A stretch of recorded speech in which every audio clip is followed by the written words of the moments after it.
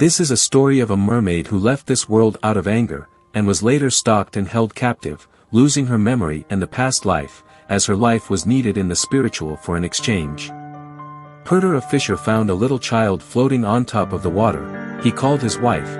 They were happy as the ocean goddess has answered them of their long-time prayers. This really added joy to the couple's life, as they found a baby to call their own.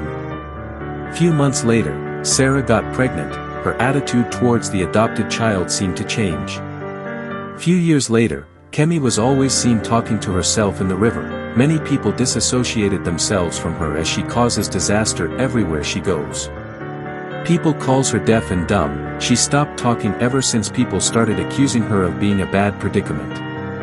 Kemi's adoptive mother told her not to follow them to the ceremony of choice, where young women are displayed, for the prince to choose whom to marry. The king was disappointed as the prince couldn't find a single lady after many hours. Emmanuel found it funny. You have been a blessing to my family, you are more than my own daughter, you can attend the ceremony, but please hide, so that people won't catch you. Kemi's mother said. 2 men accused Kemi of stealing from the palace. As the ceremony was going on, they also claimed that she sleeps with married men. The prince ordered his guards to flog Kemi and set her free. The king refused to set her free even after flogging her. The king ordered his men to kill Kemi as people revolted that she's a bad omen to them. I'm not a thief, these men accused me wrongly, I have never stolen before, neither have I slept with any man before, my life has been a mystery, Kemi said. The voice of Kemi drove Prince Emmanuel crazy. He wondered how she had such a wonderful voice. This pushed him in loving her. He set her free, for her not to be killed. I love you, Emmanuel, I will miss you, Kemi said. Kemi ran away from the palace, still the king's guards were after her. My life here is of no use, I must return back, she said.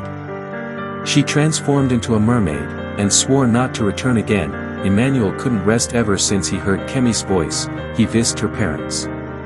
They claimed that Kemi have not been seen for days. The prince was told by the neighbors that Kemi was picked from the river, that no one knew whom her real parents are. Emmanuel visited the native doctor. He couldn't find the shaman. He went to the temple and found one. The shaman told him that the young woman is kind but her people are never of this world. My head can't carry all that I saw, he said. Oh, she's not who you know her to be, she's a mermaid, how can I bring her back? Emmanuel asked. You must visit her, she truly loves you, you are her first lover, she wields a greater power that can transform this community and others. Before you go, wear this yellow pendant, it will help you transform into a merman, and it will guide to where she is. Don't be carried away by the beauty you see beneath. Lastly, you have only 7 days to return, else you become a full merman. Emmanuel was happy to see his lover. He wore the pendant, and transformed into a merman. He was able to see mermaids. 2 mermaids gossiped that Emmanuel smells human, that they should hurry to let their monarch know. News spread that a human is amongst them. Kemi heard it. She wondered whom it would be that would take such risk, crossing the kingdom's boundary. The queen monarch closed the boundary link between the 2 worlds. She has much power, more than the king monarch, but her life depends on the king monarch. 2 mermen pursued Emmanuel to catch him. Emmanuel mistakenly jammed with Kemi. He was really happy haven to meet her without no much stress. Kemi summoned the queen monarch's advisor, who hears everything even in people's mind. Titi, please, how can I flee from here together with my friend, Kemi? You are the goddess of Nome, you can see and hear everything, use your powers, Titi said. I don't have any powers, please help me out, Titi. We don't have much time for this long talk. Before you people leave, the queen monarch stole your friend's humane soul. Prince Human Soul is so precious, it's been traded with humans for everlasting life, in return for 10,000 souls offered to the monarchs, Titi said. You must find the tree of life, the key is the fruits. My knowledge is limited to only this, I can't figure out where she hid Emmanuel's soul. Sarah followed Titi to the tree, and to also learn about her powers to know about where the soul was hidden. We have less than 24 hours to leave this place. If you can't find me, please send my regards to my parents. I don't care sacrificing myself for you. Emmanuel said. The queen monarch traded Emmanuel's soul with a king that offered to slaughter souls for her. Kemi and Titi took some fruits and from the tree of life and left the place. Emmanuel heard someone calling him. He went directly to the voice and found nothing but an image. He turned and found a man that thanked him for saving his life in the spirit world, while Emmanuel was dreaming. "You saved me, you may not remember that day, in your dreams.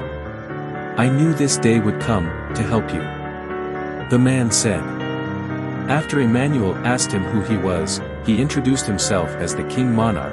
He helped Emmanuel locate Kemi. "Emmanuel, follow me, I know the way." "It seems your powers has been activated," Emmanuel asked. "Yes, it has," Kemi responded. Sarah and Emmanuel came out after 2 hours of elapsed time, of 7 days. Emmanuel introduced Sarah to his father, as the greatest shaman above all in the world. Titi usually visit Kemi. "I'm your twin sister Kemi, I know your visions can't show you this. Mother was abandoned and sent out for sleeping with a human. She gave birth to you who is half human mermaid, while me a full mermaid was allowed entrance. While you were denied entrance, Mummy dropped you close to the community of our father, before she passed out." "Who is our father?" Titi. "Peter is, yes, your adoptive father is our father." Kemi gave her virginity to Emmanuel for the first time. 3 years after marriage, Kemi and her husband parent a newborn baby boy that Kemi gave birth to. With both parents living in the palace with them, Kemi helped, healed and foresees what will happen in the kingdom. Given her all to see that the kingdom is in good condition, the blessing was doubled to 2. Emmanuel promised to always thank the king monarch with gifts, for saving him.